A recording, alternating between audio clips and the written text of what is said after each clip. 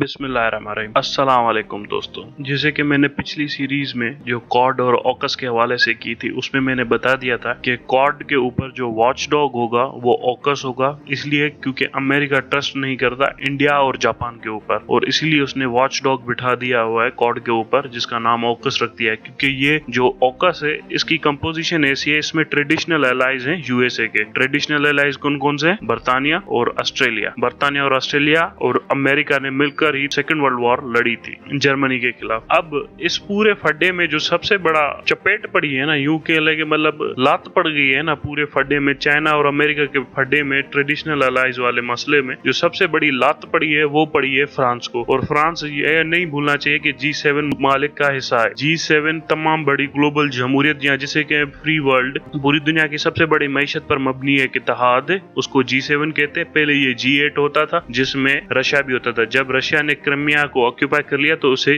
G7 कर दिया, Russia को वहां से निकाल दिया। अब फ्रांस को ऐसी चपेट पड़ी गई है कि फ्रांस को बैठे बैठे कुछ भी ना किया फ्रांस ने, पर उसको ऐसी पड़ी लात के उसके 70 से 90 बिलियन डॉलर की डील कैंसिल हो गई और फ्रांस काफी ज्यादा माली मुश्किलात का शिकार है। ये कहना कि फ्रांस की इकोनॉमिक सिचुएशन काफी अच्छी है, ये बात गलत है, क्योंकि फ्रांस काफी ज्यादा माली मुश्किलात का शिकार है। और येलो कैप वाले और येलो शर्ट वाले जो एहतजाज करते रहते हैं फ्रांस में वो बहुत ज्यादा होते हैं, और फ्रांस के एहतजाज काफी शिद्दत ज्यादा होते हैं और काफी गुस्सेल होते हैं और काफी ज्यादा नुकसान पहुंचाते हैं फ्रांस को। पिछली बार भी जब फ्रांस में एहतजाज हुआ था तो पेट्रोल बम मारे गए थे पुलिस को। ये भी याद रखना चाहिए कि फ्रांस के एहतजाज कुछ अच्छे नहीं होते और फ्रांस के एहतजाजों से हुकूमतें भी उलट जाती हैं। अब फ्रांस को ये जो डील पड़ी है, फ्रांस तकरीबन 2016 से ऑस्ट्रेलिया के साथ काम कर रहा था आबदोजों की डील के ऊपर, और ये 2035 तक डील चलने वाली थी 12 आबदोजों की, 90 बिलियन डॉलर की। बहुत ही बड़ी डील थी और अचानक से फ्रांस को लात पड़ गई और ये डील सारी की सारी कैंसिल कर दी और अमेरिका ओवर द नाइट इस डील को ले उड़ा। फ्रांस ने इसके एहतजाज में, फ्रांस की स्पेसिफिक फॉरेन मिनिस्ट्री ने इसके एहतजाज में बड़ी जबरदस्त स्टेटमेंट दी है। और ये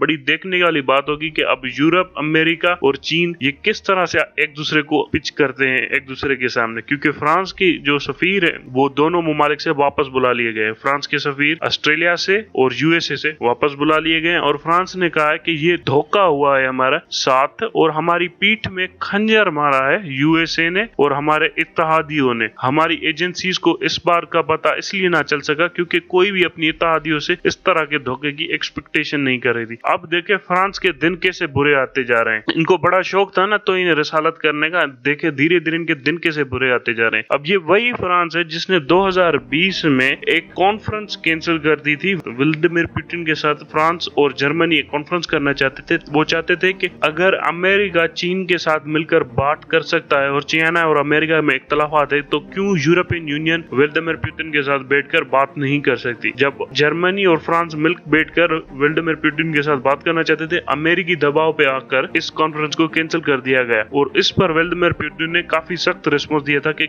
आप अमेरिकी दबाव पे आकर ये एक बात हमें बुलाते हैं और फिर बाद में कहते हैं हम आपसे मुलाकात नहीं कर सकते, इसका मकसद क्या है। और यहाँ पर यह बात भी नोट करने की बात है कि एक पाइपलाइन थी जो मॉस्को से लेकर जर्मनी तक आ रही थी, उसे कंस्ट्रक्ट कर रही थी जर्मन की एक कंपनी। उसी कंपनी के ऊपर डोनाल्ड ट्रंप ने सैंक्शंस लगा दिए और इसकी वजह से काफी ज्यादा सख्त इख्तलाफात थे एंजेला मर्कल यानी जर्मनी के बीच में और अमेरिकन के बीच में, और जर्मन काफी गुस्से से देख रहे थे अमेरिकन को। और ये याद रखने की बात 2017 के करीब एक यूएन कॉन्फ्रेंस हुई थी, वहां पर जर्मनी वॉकआउट कर गया था जब डोनाल्ड ट्रंप आए थे स्पीच करने के लिए, और जर्मन काफी घूर कर देख रहे थे और डोनाल्ड ट्रंप भी जर्मन को काफी घूर कर देख रहा था। वो बड़ा इंटरेस्टिंग सी सिचुएशन है। देखिए ग्लोबल पावर ऐसे शिफ्ट कर रहा है कि इत्तेहादी दुश्मन बनते जा रहे हैं और दुश्मन इत्तेहादी बनते जा रहे हैं। अब चीन और यूरोप का ट्रेड सबसे बड़ा है और सबसे ज्यादा जो इंपोर्ट करता है सामान यूरोप में वो करता है जर्मनी, और जर्मनी चाइना से बहुत ज्यादा ट्रेड करता है। अब जर्मनी और चाइना के इतने बड़े ट्रेड में कैसे जर्मनी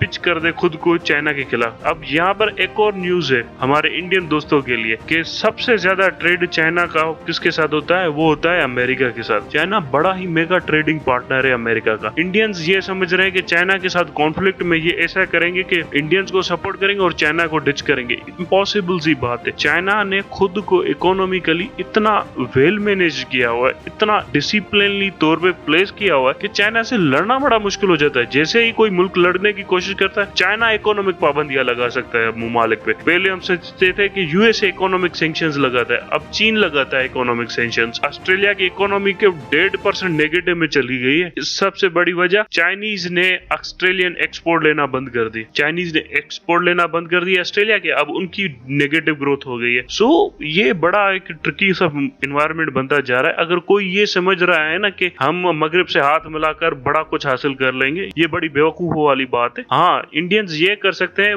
बहुत ज्यादा पैसा लगा के अमेरिका को खड़ा कर सकते हैं, उससे थोड़ी बहुत टेक्नोलॉजी ले सकते हैं और जिसके बाद वो खुद को हैप्पी हैप्पी फील करा सकते हैं। बाकी ये कोई ना भूल में रहे कि बाकायदे मतलब सब कुछ सबको सपोर्ट मिलेगा। अमेरिका इस क्वाड को ऐसे लात मारकर बाहर फेंक देगा जिस दिन चाइना ने अमेरिका के साथ मिलकर चलने का फैसला कर लिया। यूरोपियन यूनियन वैसे ही नहीं आ रहा, इसीलिए बर्तानिया भी भाग गया। अब फ्रांस ही यूरोपियन यूनियन को चलाएगा और फ्रांस के पीठ में जो छुरा घोपा है यूरोपियन यूनियन की पीठ में, अब 2022 में फ्रांस के एमिल मैक्रोन ही यूरोपियन यूनियन को चलाने वाले। एंजेला मार्केल चली जाने वाली है 2022 में। यूरोपियन यूनियन की प्रेसिडेंसी पूरी की पूरी आने वाली है एमिल मैक्रोन के हाथ में। अब एमिल मैक्रोन भूलेगा नहीं जो उसके साथ ये किया है सर। यही वो एमिल मैक्रोन था जो G7 की समिट हुई थी जो बाइडेन के हफ्ते ही, और जिसमें ये पूरा इंफ्रास्ट्रक्चर बनाने जा रहे थे $3.5 ट्रिलियन का अक्रॉस द ग्लोब। बड़ी झप्पियां पा रहा था एमिल मैक्रोन, पर जो लात पड़ी है ना इस बंदे को, और इसके देखो कितना गुरूर था, मेरी थिंकिंग फ्रीडम, हमारी फ्रांस की तहजीब वगैरह। अब भीख मांगो, जाओ बेटा भीख मांगो। अब ये काफी इंटरेस्टिंग सी डेवलपमेंट हो रही है ग्लोब पे ऊपर। मैं आपको इसके बारे में अपडेट करता रहूंगा। Thank you very much.